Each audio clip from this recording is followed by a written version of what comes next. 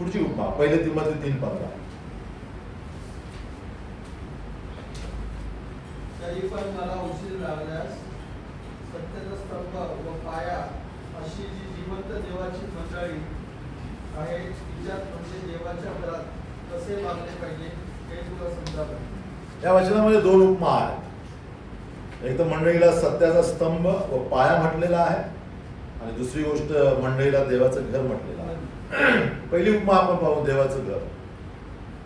जसं देवाचं मंदिर आहे ज्या ठिकाणी पवित्रता आहे आणि याजकत्व आहे, अर्पणाची अपेक्षा केलेली आहे.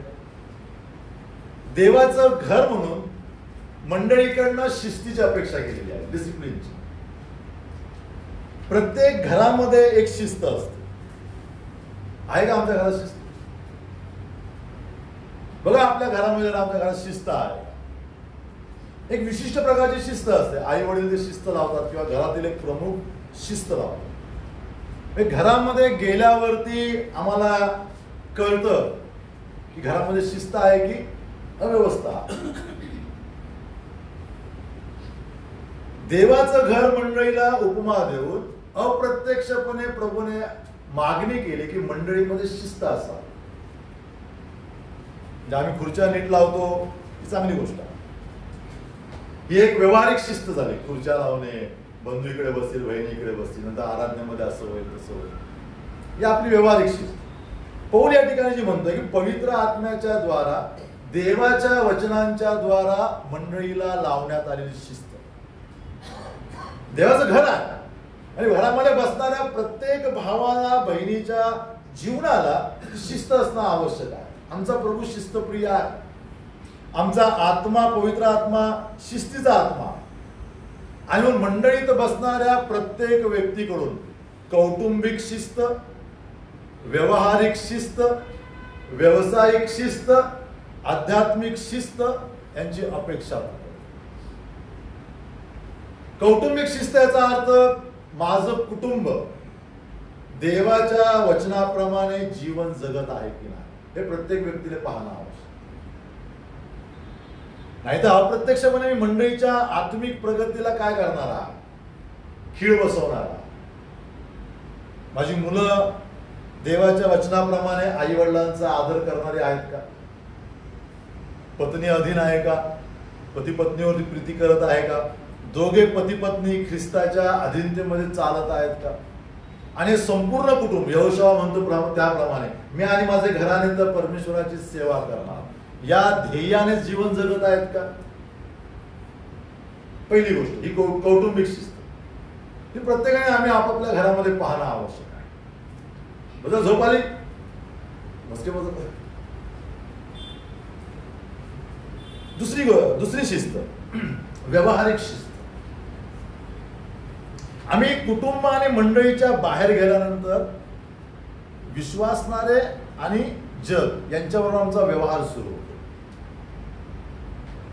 मी बदर बरोबर खूप चांगला व्यवहार करेन. बदर एका मंडळीचे वडील आहेत, बदर मंडळीमध्ये आहेत, त्यांचा संबंध आहे 4 मंडळीमध्ये. मी बदरशी व्यवहार करताना मला भीती आहे, अरे काहीतरी वाकडं झालं नाही पाहिजे, कदाचित बदरलाच कळेल. या भीतीने, या सुप्त भीतीने मी बदर बरोबर चांगला व्यवहार करेन. आता ते पण बघत नाहीत लोक, आता ते पण भय गेलं. आता विश्वासणारे देखील विश्वासणाऱ्यांबरोबर अव्यवहार करतात. अतिशय वेदनादायी गोष्टी मंडळांमध्ये घडलेल्या.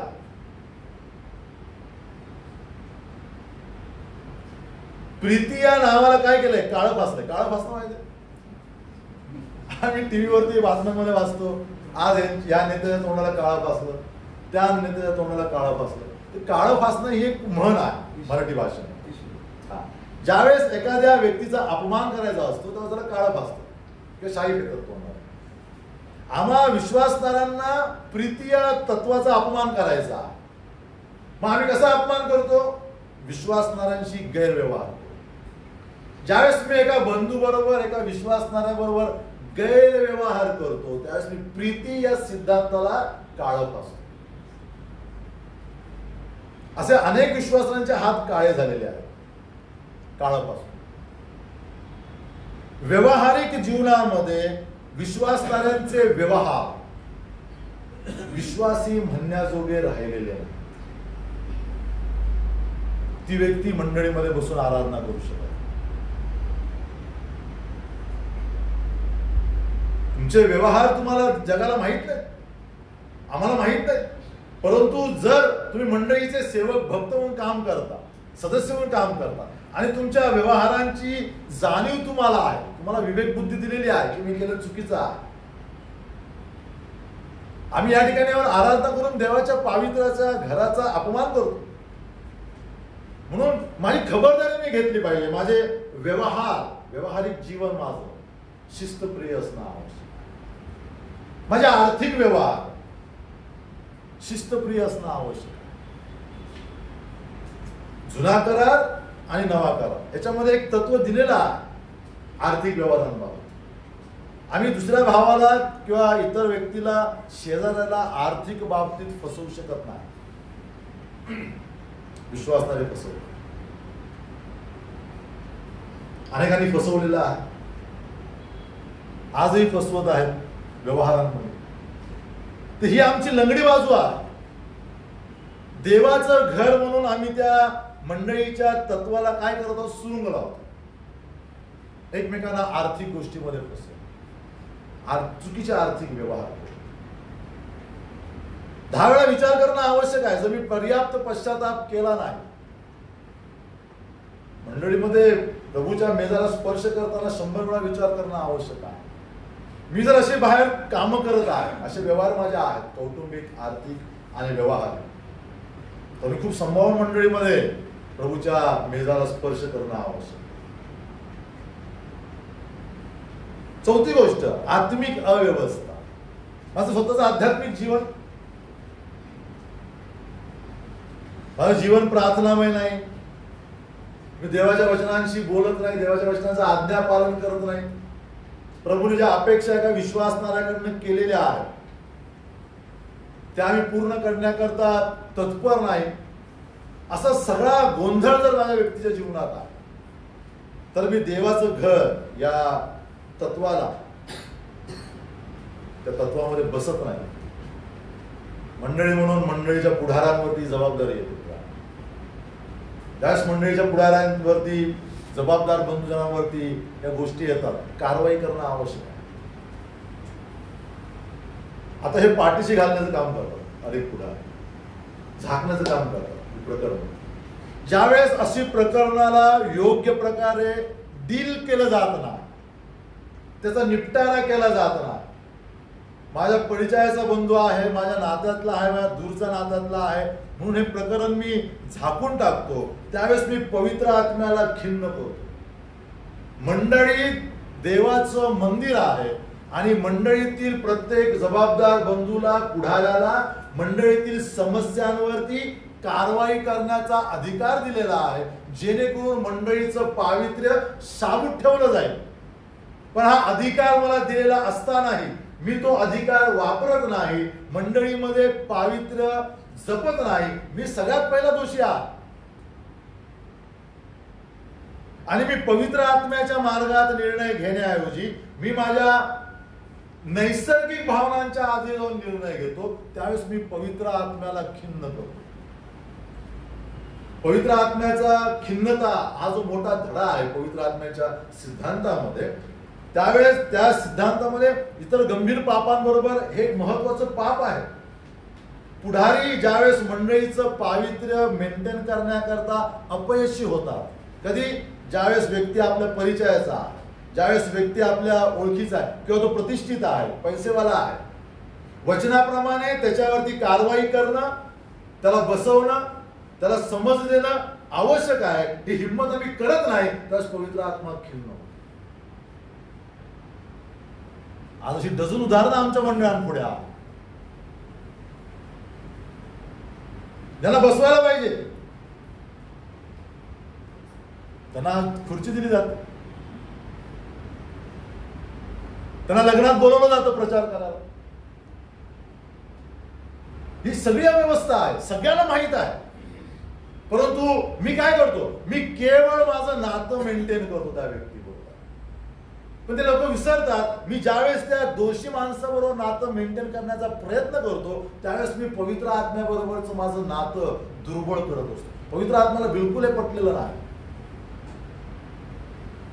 प्रभू म्हणतो जसा तू माझ्याकरता प्रिय आहेस तसा चुकी केलेला मनुष्य देखील प्रिय आहे, परंतु जोपर्यंत त्याच्यावरती तू कारवाई करत नाहीस तोपर्यंत तो पावित्र्याकडे प्रवास करत नाही. त्याचे पाप झाकले जातात, त्याच्या हातांना पायांना तू बळकटी देतोस. म्हणून इब्रीच्या पत्रामध्ये इब्रीचा लेखक लिहितो की जसा बाप आपल्या मुलाला शिस्त लावतो आणि फटके मारतो तसा देव आपल्या मुलांवरती फटके मारतो, त्याला शिस्त मारावी. आणि त्याची सुरुवात मंडळीतील पुढाऱ्यांकडनं होते. पहिलं पाऊल मंडळीतील पुढाऱ्यांनी उचलणं आवश्यक आहे. मंडळी देवाचं घर आहे आणि म्हणून त्याची शिस्त ठेवणे ही आमची प्रत्येकाची जबाबदारी आहे. शेवटचा एक उपमा पाहू. त्याच्यातच पहिले तिमोथी 3:15 की मंडळी सत्याचा स्तंभ व सत्याचा पाया. आम्ही खेडेगावामध्ये जेव्हा जातो, प्राचीन काळी जाहिराती करता मोठे स्तंभ बांधले जायचे. आताही आम्हाला जाहिरातींचे मोठे फलक दिसतात. ती संकल्पना तिकडनंच आलेली आहे. हायवेवरून जाताना सगळ्यात मोठ्या उंचावरती बोर्डवरती जाहिरात करते कंपनी, लाखो रुपये खर्च करते त्यावर. तर त्या काळामध्ये स्तंभ त्याकरता उभारले जायचे. कोणाचा दोष सांगायचा असेल तर तो स्तंभावरती चिकटवला जायचा, अमुक अमुक व्यक्तीने असा असा दोष केलेला. त्या दोषातून तो मुक्त झाला की तीच बातमी पुन्हा त्या स्तंभावरती लिहिली जायची. कुठे विवाह आहे, कुठे एखादी राज आज्ञा आहे, काही मोठी नुकसान आहे, ज्या काही बातम्या लोकांना कळाव्या असं वाटायचं त्यावेळेच्या अधिकाऱ्यांना, ती सगळी बातमी त्या स्तंभावरती लिहिली जायची. म्हणजे त्या स्तंभाच्या आजूबाजूने जाणाऱ्या प्रत्येक व्यक्तीला त्या सगळ्या गोष्टींची जाहिरात मिळायची. थोडक्यात स्तंभ म्हणजे जाहिरात करणारी वस्तू. पौल म्हणतो मंडळी सत्याचा स्तंभ आहे. याचा अर्थ मंडळीला जगामध्ये स्तंभ म्हणून उभं केलेला आहे. कुठला स्तंभ? सत्याचा स्तंभ. सत्य कोण आहे? सत्य प्रभू येशू ख्रिस्त आहे. सत्य देवाचं वचन आहे. म्हणजे ज्या जगामध्ये मंडळीला सत्याचा स्तंभ म्हणून उभा केलेला आहे त्या जगामध्ये मंडळीचं काम आहे सत्याची जाहिरात करणे, प्रभू येशू ख्रिस्ताची जाहिरात करणे. म्हणजे बाहेर भिंतीवरती बोर्ड लावायचा नाही. आमच्या जीवनशैलीतून प्रभू येशू ख्रिस्त लोकांपर्यंत प्रकट करा. आमच्या सेवा कार्यातून प्रभू येशू ख्रिस्ताला त्याच्या वचनांना जगापर्यंत प्रकट करा. ती जाहिरातबाजी करायची आहे मंडळीला. म्हणून सत्याचा स्तंभ म्हटलेला आहे. ज्यावेळेस मंडळांकडे पाहिलं जाईल त्यावेळेस आपोआप जगातील लोकांमध्ये आदर निर्माण झाला पाहिजे. सत्याने चालणारे लोक आहेत. आता अशी परिस्थिती राहिली.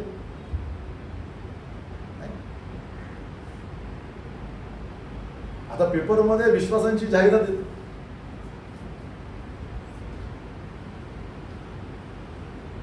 काही लोकांच्या जाहिराती पेपर आउट झाल्या नाहीत. फरक इतकाच आहे. म्हणजे ज्या गोष्टी करता आम्हाला निवडलेला पाचारण केलेला आहे ती गोष्ट मंडळी करत नाही.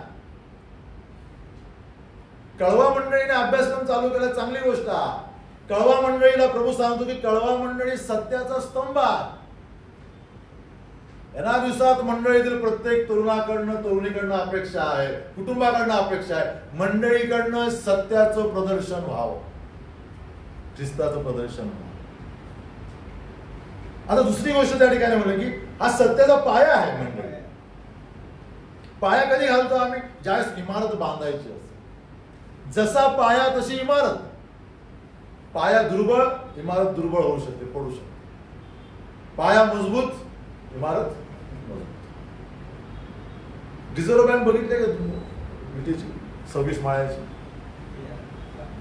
बाजूला, येलो गेटच्या बाजूला 2 रिझर्व्ह बँक आहेत. त्या समोर एक ब्रिटिशकालीन रिझर्व्ह बँक आहे, पण त्याच्या समोर जी 26 माळ्याची आहे रिझर्व्ह बँक, ती नंतर आपल्या सरकारने बांधलेली आहे. बरेच वेळा त्या रिझर्व्ह बँकेत ड्युटी करता जावं लागायचं. त्यावेळेस त्या तिथल्या लोकांशी बोलताना कळलं की 10 माळे खोल पाया आहे, फाउंडेशन. ट्रक जातात आतमध्ये पैसे घेऊन, म्हणजे इतक्या मोठ्या तिजोऱ्या आहेत आणि तो पाया इतका मजबूत आहे. जसा पाया तशी तुमची इमारत मजबूत सुरक्षित. आता मंडळीकडे प्रभू म्हणतो की मंडळी सत्याचा पाया, म्हणजे केवळ या जगामध्ये मंडळीकडनं अपेक्षा करण्यात आलेली आहे की ही मंडळी सत्याची इमारत बांधू शकते, बाकी कोणी नाही, कारण आम्ही सत्याचे पाया आहोत. जर मंडळीमधील जनरेशनला सत्य माहित नाही, तुम्ही कशी इमारत बांधणार सत्याची? आमच्या मंडळीत बसणाऱ्या तरुणांना सत्य काय माहित नाही. आमची मुलं डॉक्टर झाले, इंजिनियर झाले, मॅनेजर झाले, ऍडव्होकेट झाले, चांगले आराधक झाले नाही, ख्रिस्ताचं सत्यच माहित नाही त्यांना. किती क्लिनिक बांधा, किती केसेस लढा, किती इमारती बांधा. ज्या गोष्टी करता मला पाचारण केलेलं आहे त्या पाचारणाकरता मी तयार नाही, मी माझ्या पिढीला तयारच केलं नाही. किती मोठा ठपका आमच्यावरती आहे. कळवा मंडळी आहे का सत्याचा पाया? मला माझी मंडळी असा पाया बनवणं आवश्यक आहे. येणाऱ्या दिवसात सत्याची इमारत या पायावरती उभी राहणार आहे. ही आमची जबाबदारी आहे. येणाऱ्या जनरेशनला सत्याकरता उभं करणं. जर नाही केलं दोष आहे. पाया त्याकरता उपमा दिली आहे. मंडळी तुम्ही पाया, एखाद्या कंपनीच्या पाया एखाद्या कुटुंबाला म्हटलं जातं, एखाद्या घराण्याला, एखाद्या व्यक्तीला म्हटलं जातं की हा आमच्या कंपनीचा पाया कणा आहे असं म्हटलं जातं. म्हणजे त्या व्यक्तीच्या आधारावर, त्या व्यक्तीच्या मार्गदर्शनावरती कंपनी आहे. देवाची अपेक्षा जगात मध्ये फक्त एकाच संघटनेकडनं आहे, मंडळीकडे. केवळ मंडळीच माझ्या पुत्राचं आणि माझ्या पावित्राचं सत्य या जगात प्रकट करू शकते, कारण मंडळीच सत्याचा पाया आहे. मंडळी म्हणजे तुम्ही आणि मी. आम्ही जर सत्याचा पाया म्हणून वर्तन केलं नाही, इमारत उभी राहणार नाही सत्याची. येणाऱ्या जनरेशन सत्य न समजणारं जनरेशन होईल. आमच्या पिढ्या ख्रिस्ताला न ओळखणाऱ्या पिढ्या होत्या. नंतरच्या पिढ्या ख्रिस्ताचा द्वेष करणाऱ्या पिढ्या होत्या. खूप गंभीर जबाबदारी मंडळीवरती आहे. खूप गंभीर जबाबदारी मंडळीच्या कुटुंबांवरती आहे. जितकं श्रम आम्ही आमच्या मुलांना डॉक्टर इंजिनियर बनवण्याकरता करतो, त्याच्यापेक्षा थोडं कमी श्रम मुलांना सत्य शिकवण्याकरता केलं तर खूप चांगला परिणाम मंडळावरती होतो. सर्वे करून बघा. मंडळा डॉक्टर इंजिनियरसाठी चाललेल्या नाहीत, अतिशय सामान्य लोकांवरती चाललेल्या मंडळ्या. सर्वे करून बघा महाराष्ट्रीय मंडळांचा. मी अनेक डॉक्टर इंजिनियरना गप बसलेलं बघितलेलं आहे. आराधना करता येत नाही त्यांना, प्रभू करता उपलब्ध होत नाहीत, ते समाजामध्ये प्रतिष्ठा मिळते त्यांना. मंडळी सत्याचा पाया.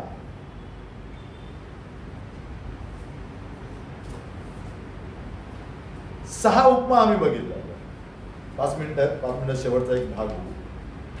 कळप बघितला. देवाचं शेत आहे मंडळी, देवाचं मंदिर आहे मंडळी, ख्रिस्ताचं शरीर आहे, ख्रिस्ताची वधू आहे, देवाचं घर आहे, सत्याचा स्तंभ मंडळी आहे, सत्याचा पाया मंडळी आहे. शरीर बघितलं ना. बाकी 6 मुद्दे आपण आता या अभ्यासक्रमामध्ये जे पुस्तक तुमच्याकडे आहे त्या पुस्तकामध्ये एक शेवटचा मुद्दा आहे, मंडळीचा प्रारंभ कधी झाला. वेगवेगळ्या प्रकारच्या मतप्रवाह आहेत, मंडळी कधी सुरुवात झाली. काही लोकांचं असं म्हणणं आहे, आता ते मोडण्यात आलेलं आहे, इस्रायल राष्ट्राचीच पुनरावृत्ती मंडळी आहे. परंतु जर आम्ही व्यवस्थित अभ्यास केला तर इस्रायल राष्ट्राबरोबरचा परमेश्वराचा व्यवहार वेगळा आहे आणि मंडळी बरोबरचा व्यवहार वेगळा आहे. इस्रायलचे अधिकार वेगळे आहेत. प्रभू येशू ख्रिस्तामध्ये मंडळीला दिलेले अधिकार वेगळे आहेत. इस्रायलचे आशीर्वाद भौतिक आहेत, दृष्ट रूपात आहे. मंडळीला दिलेले अधिकार आध्यात्मिक आहे आणि भविष्यातील आहे. त्याच्यामध्ये भौतिकता कमी आहे, त्याच्यामध्ये आध्यात्मिकता जास्त आहे. म्हणजे जेव्हा नव्या करारामध्ये सांगितलं जातं की तुला कनान प्रांत दिला जाईल, तो कनान प्रांत पृथ्वीवरचा कनान नाही, पॅलेस्टाईन नाही, तो आध्यात्मिक कनानविषयी सांगितलं. सार्वकालिक जीवन दिलं जाईल. पण इस्रायलला कनान भौतिक कनान आहे, भौगोलिक कनान दिलेला आहे. तर असा एक मूलभूत फरक इस्रायल आणि मंडळीमध्ये आहे. तर लोक अनेकदा विचारात पडा की मंडळीची सुरुवात कधी झाली. मंडळी ही इस्रायलची सुधारित आवृत्ती नाही. मंडळी वेगळी आहे आणि इस्रायल राष्ट्र वेगळं आहे. एक वचन आपण वाचू, इफिस्कराचं पत्र 3 अध्याय 4 आणि 5. ते तुम्ही वाचून पाहाल तर ख्रिस्ताविषयीच्या रहस्याचे परिज्ञान मला झाल्याचे तुम्हाला समजेल. ते रहस्य जसे आता आत्म्याच्या द्वारे, आता लक्ष द्या, त्याच्या पवित्र प्रेषितांना व संदेष्टांना प्रगट करून दाखविलेले आहे, तसे ते इतर पिढ्यांच्या म्हणजे जुन्या करारातील मनुष्य संतांनास कळविण्यात आले नव्हते. पौल या ठिकाणी ज्या रहस्याविषयी म्हणतो, ज्या परिज्ञानाविषयी म्हणतो, ख्रिस्ताबरोबरचं जे परिज्ञान आहे आणि ख्रिस्ताशी निगडीत असणाऱ्या घटनेचं जे परिज्ञान आहे त्याच्याविषयी सांगताना तो म्हणतो की हे ज्ञान जुन्या करारातील पिढ्यांना माहीत नव्हतं. जुन्या करारातील संदेष्टांना हे परिज्ञान देण्यात आलं नव्हतं. म्हणजे ख्रिस्त मरण पावेल, पुनरुत्थित, नंतर मंडळीची उभारणी, या गोष्टी जुन्या करारातील संदेष्टांना माहीत नाही. दानियलचा जरा तो चार्ट बघितला आम्ही राष्ट्रांचा, त्याच्यामध्ये मंडळी नाही, 5 साम्राज्य आहेत पण त्यामध्ये मंडळी नाही. पण हे प्रकटीकरण पौलानंतर झालेला. पण पौल म्हणतो हे रहस्य आहे मंडळीचं, जे मला परिज्ञानाच्या द्वारा प्रकट केलेलं आहे. आणि म्हणून मंडळी कशी आहे हे वचन आम्हाला सांगतं की मंडळी हे गुज आहे, ती वेगळी आहे. ते नंतर नव्या करारातील संदेष्टांना किंवा प्रेषितांना कळवण्यात आलेला आहे.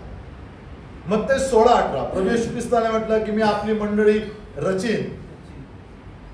भविष्यात हे मंडळीचं कामकाज तो करणार आहे. त्या अर्थाने प्रभू येशू ख्रिस्त म्हणाला की या खडकावरती मी आपली मंडळी रचीन. जर ती असती तर प्रभू येशू ख्रिस्त म्हटला नसता की मंडळी मी रचीन. जी गोष्ट अस्तित्वात नाही तिला रचण्याविषयी प्रभू येशू ख्रिस्त या ठिकाणी म्हणत आहे. इफिस 4:8 ते 11 वचनांमध्ये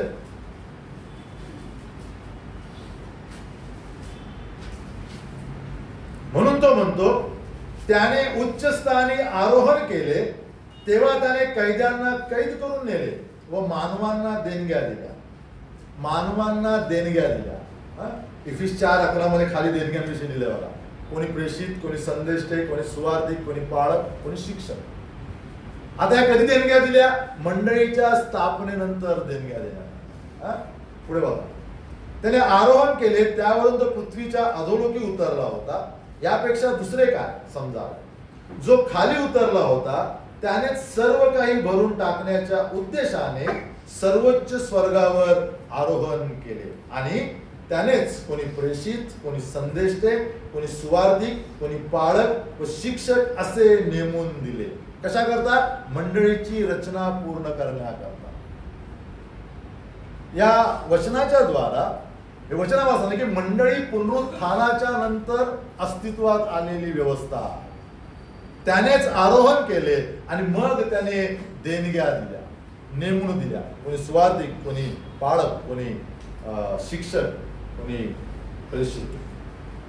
याचा अर्थ असा आहे की प्रेषितांची कृत्य 2 अध्यायामध्ये मंडळीची स्थापना झालेली आम्ही पाहतो आणि तीच मंडळीच्या सुरुवातीचा प्रारंभ किंवा मंडळीची सुरुवात असल्याचं आम्हाला समजतं. याविषयी आपलं कोणाचंही दुमत नसावं. वेगवेगळे पुस्तकं आहेत, आर्टिकल आहेत, ते वाचण्यात येईल आणि याच्यावरती असा एक वेगळा प्रकाश टाकलेला पवित्र शास्त्र आम्हाला सांगतं. प्रेषितांची कृत्य 2 अध्यायात प्रभूच्या पुनरुत्थानानंतर प्रभूने म्हटल्याप्रमाणे मंडळी रचण्यात येईल, त्याप्रमाणे प्रभूने पवित्र आत्म्याद्वारे मंडळी रचलेली आहे. मी या ठिकाणी थांबतो. देव आपली वचने तुमच्या मायाकरता आशीर्वादित करू.